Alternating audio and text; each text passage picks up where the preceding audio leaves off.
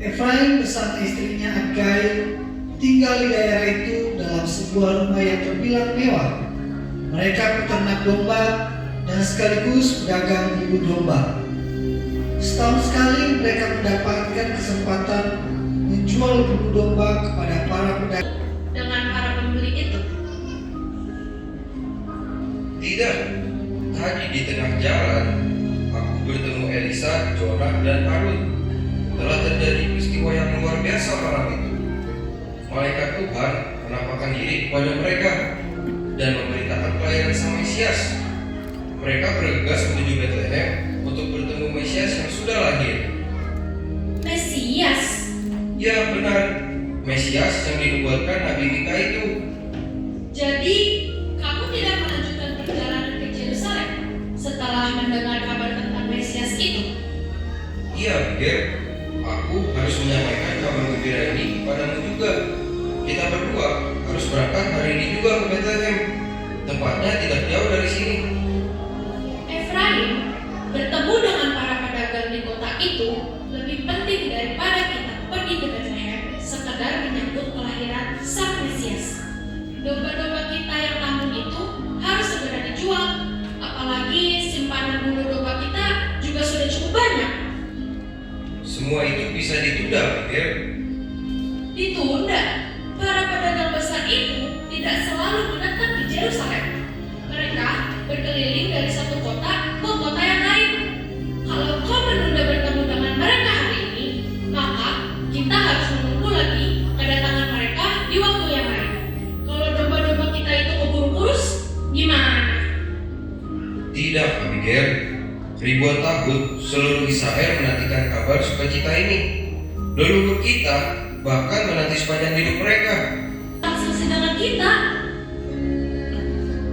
Berhentilah menghitung dirham, emas, dan semua perhiasan itu, Abigail. Bukankah firman telah berkata, mereka yang menyayangi hartanya akan kehilangan hartanya. Kalau kita ke Bethlehem, lalu bagaimana dengan domba-domba di kandang kita itu? Bagaimana kalau ada pencuri datang mengambilnya? Tenang saja, Abigail. Tuhan akan menjaga domba-domba itu. Ayo berkemas. Tidak, engkau telah kehilangan akal sehatmu. Mesias telah memanggil kita ke Bethlehem. Mari kita pergi mencari dan menyembah bayi itu, Abigail. Tidak, aku tidak akan ikut. Biarlah aku di sini. Aku memilih menjaga domba-dombaku. Ikut bersamaku, Abigail. Tidak, Lebih mudah seekor unta melewati lubang jarum daripada seseorang mengumpul harta melewati pintu surga. Aku pergi, Abigail.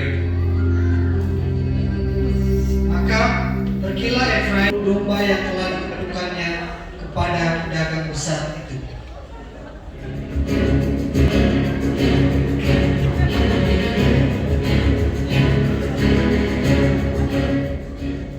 Letakkan kembali kotak itu ke atas meja.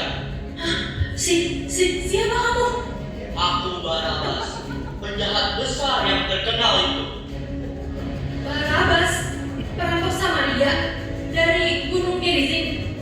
Oh, ternyata kamu pernah dengar namaku. Nama yang penuh reputasi sepanjang timur Sungai Yordan. Efraim suamiku juga seorang keturunan Samaria. Bagaimana perampok Samaria sepertimu merampok harta milik sesama Samaria? Jangankan sesama Samaria, harta kuil suci Yerusalem pun kurampok. Katakan kepada semua orang, Barabas namaku, perampok yang berani merampok harta kuil milik Tuhan. Letakkan kembali kotak itu. Tidak, jangan ambil kotak ini.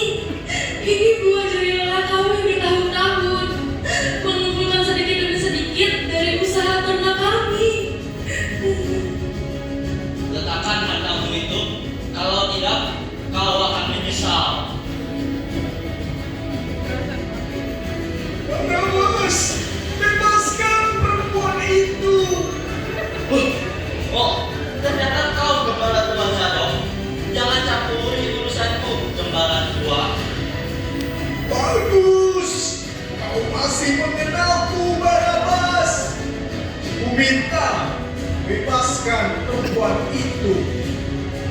Kalau kau masih mencampuri urusanku, akan kulukai kau lelaki tua. Usiaku boleh tua, Barabas, tapi tongkat ini tak pernah tua. Tongkat yang menolongku di dalam penggembalaan di padang. Tongkat ini untuk para serigala. Tapi kalau kau tak bebaskan perempuan itu, tongkat ini akan memukulmu. Jangan menggertak aku, Zadok. Selangkah kau maju lagi, tongkat ini akan parkir di kepalamu. Masih perlu bukti. Tongkat ini tidak pernah meleset. Untung hanya kena topimu.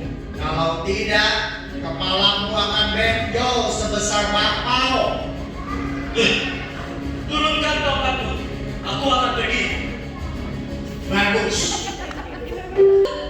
Pak Zadok, kenapa kau tak mencegah dia?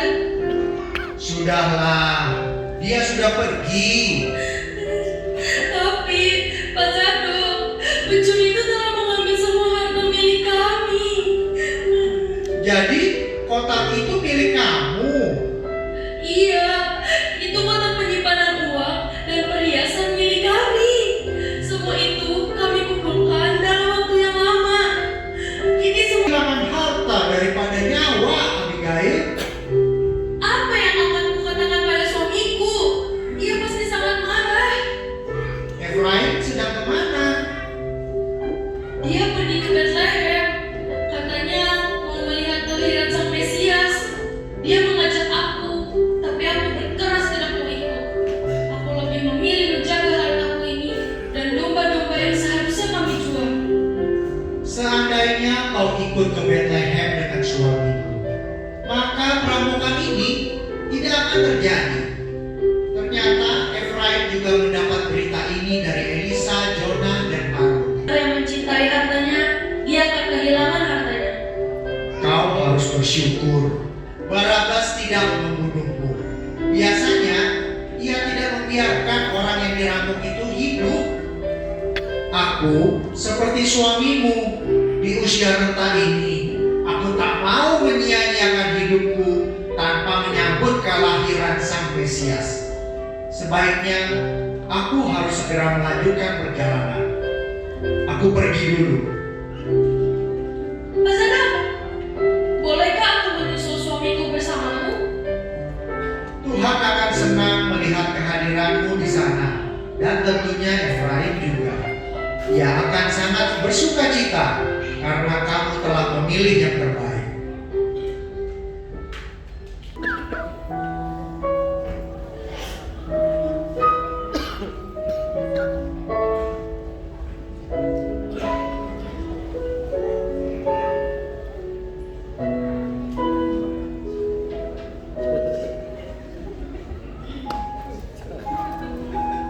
Efraim sedang dalam perjalanan bersama Elisa, Jonah, dan Harun. Mereka begitu antusias dan ingin segera mencari dan menyembah bayi yang dibungkus kain lapin seperti yang diberitakan oleh malaikat Tuhan itu kepada mereka. Efraim, Abigail, akhirnya kamu memutuskan untuk ikut bersamaku. Oh, betapa sukacitanya aku. ya, aku datang bersama Pak Zadok. Efraim, kau harus berterima kasih kepada Pak Zadok. Oh, apa yang telah terjadi? Dia telah menyelamatkanku. Aku tidak mengerti. Apa maksudmu, Abigail? Tadi Barabas, penjahat yang terkenal itu, datang hendak merampok rumahmu. Dan Abigail sedang sendirian tentunya setelah kau pergi. Ya, Barabas dengan parangnya siap menyerang aku jika aku melawan. Pak Zadok datang menyelamatkanku tepat pada waktunya. Tongkat tuannya itu berhasil membuat Barabas melarikan diri. Namun harta kita semuanya dibawa. Kita perlu berterima kasih kepada Pak Zadok.